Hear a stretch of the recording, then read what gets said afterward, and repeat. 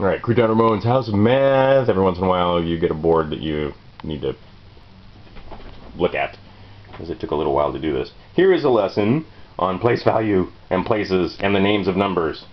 So here we have, well, first thing to remember, 1, 10, 100 in each one of these places. But 1 is our point of reference. People don't need to get confused at all, because it's easy when you understand that 1, there is no ones place. This is the 1. And then it goes 1s, 10s, hundreds, thousands.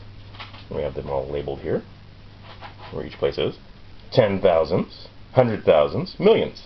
And then over here, as we get bigger, and I have to change the scale of each thing. Look at this, we had to get really tiny. There's 1, 10, 100, 1,000. It's 100 and 1,000. There's 10,000. That would be that big blue square right there, as your point of reference, just so you can see. Here is 100,000, and here's a million. And you can see a million is a square number. You can see 10,000 is a square number. You can see, of course, 100 is a square number. And here it is broken into 1, 10, 100. And then we have to change our scale and make these guys really small. See how different the scale is? So that we can get a 10,000 square that's manageable. But then we could use our imagination, and what if each one of these was 100? And so on. And then we can go the other way and say, what if this whole thing was 1? Then each one of these would be a 10,000th, etc.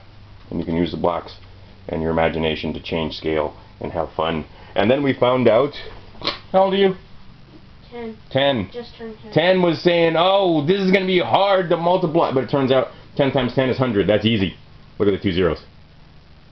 Right? 110, 110 is 10 tens. See that? 10 tens. And then over here I have 10 tens times 10 tens is 10 hundreds.